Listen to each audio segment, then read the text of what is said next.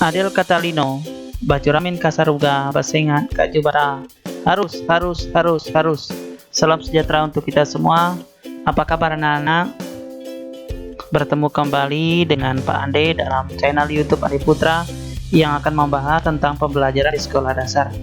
Dalam video kali ini kita akan membahas tema 8, lingkungan sahabat kita, subtema 1, manusia dan lingkungan di pembelajaran pertama. Dalam pembelajaran ini kita akan mengidentifikasi peristiwa yang terdapat pada teks non-fiksi, menyajikan peristiwa-peristiwa dalam teks non-fiksi dalam bentuk peta pikiran, dan menjelaskan manfaat air. Sebelum kita lanjutkan videonya, dukung YouTube Ande Putra dengan cara diklik like, komen, subscribe, dan aktifkan lonceng notifikasinya agar kalian tidak ketinggalan informasi selanjutnya.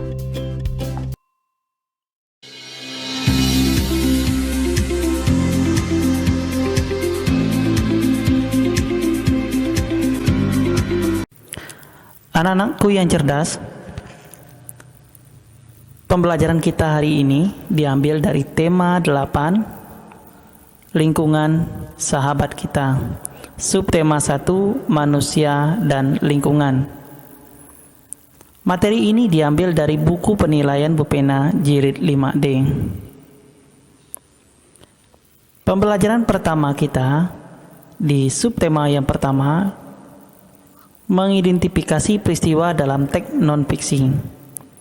Mengidentifikasi diartikan sebagai menentukan atau menetapkan identitas orang, benda, dan sebagainya.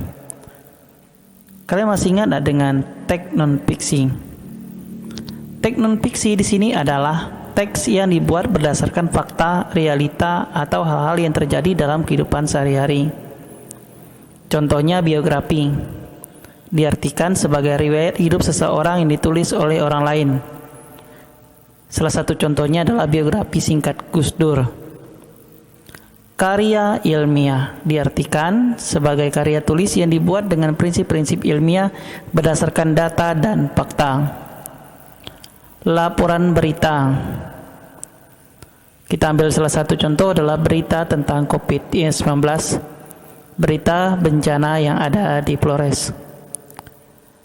Tulisan sejarah, contohnya adalah Candi Borobudur.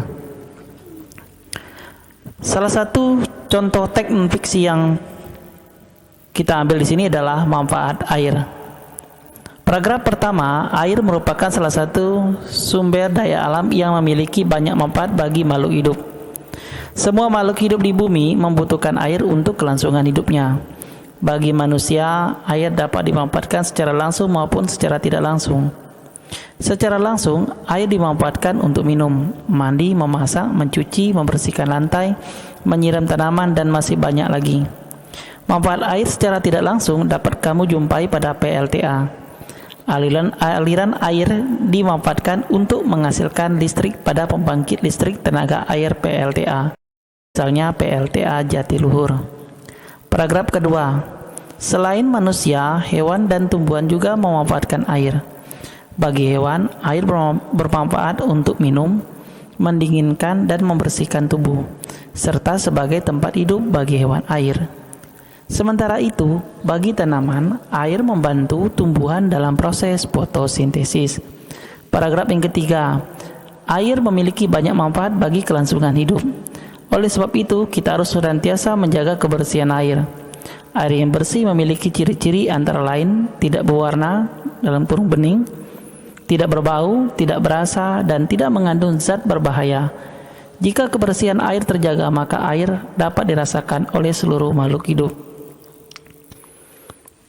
Teks non-fiksi ini diambil dari sumber IPA Terpadu kelas 5 dan Next Step IPA kelas 5 penerbit Erlangga dengan penyesuaian.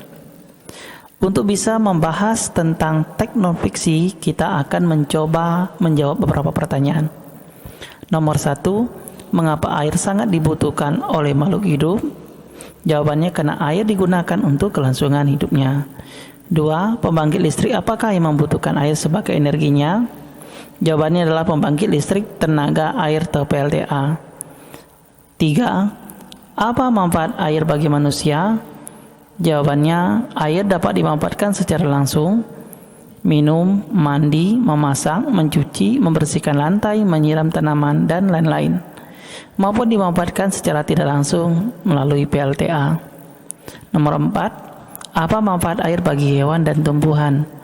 Jawabannya adalah bagi hewan, air bermanfaat untuk minum, mendinginkan, dan membersihkan tubuh, serta sebagai tempat hidup bagi hewan air.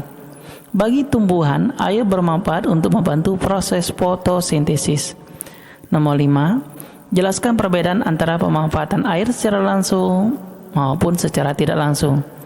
Pemanfaatan air secara langsung dapat kita rasakan tanpa melalui suatu proses, sedangkan secara tidak langsung harus melalui suatu proses.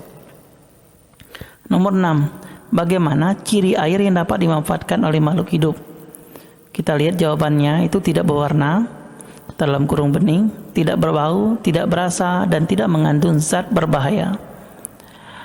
Selanjutnya, untuk bisa memahami teks non-fiksi selanjutnya, kita akan membuat sebuah peta pikiran. Nah, peta pikiran seperti ini. Di manakah letak PLTA Jatiluhur? Sumber daya alam apa yang dimanfaatkan oleh manusia untuk minum? Bagaimana ciri-ciri air bersih? Mengapa kita harus menjaga kebersihan air? Pentingnya air bagi kelangsungan hidup makhluk hidup. Bumi merupakan satu-satunya planet yang dapat ditinggali oleh makhluk hidup. Salah satu faktornya adalah ketersediaan air yang diperlukan untuk kebutuhan hidupnya. Air selalu tersedia di bumi karena adanya siklus air. Nah, itu gambar siklus air ya. Siklus air adalah proses perputaran air yang terjadi secara terus-menerus dari permukaan bumi ke atmosfer dan kembali lagi ke permukaan bumi. Tahapan siklus air yang bermanfaat bagi makhluk hidup adalah hujan. Hujan mengakibatkan tersedianya air di permukaan bumi yang nantinya akan dimanfaatkan oleh makhluk hidup. Berikut adalah contoh pemanfaatan air oleh makhluk hidup. Gambar yang pertama menjelaskan tentang air hujan yang meresap ke dalam tanah agar tersimpan sebagai cadangan air bagi makhluk hidup. Gambar yang kedua menjelaskan air di dalam tanah akan diserap oleh tumbuhan untuk proses fotosintesis. Gambar ketiga menjelaskan air mengalir dan memenuhi sungai-sungai dan danau yang berguna untuk aktivitas makhluk hidup. Gambar yang keempat menjelaskan air menjaga kelembapan suhu dan iklim di bumi. Demikianlah penjelasan Pak Guru pada hari ini. Adil Katalino Bacalami Kasaruka Pasengat Kajabata harus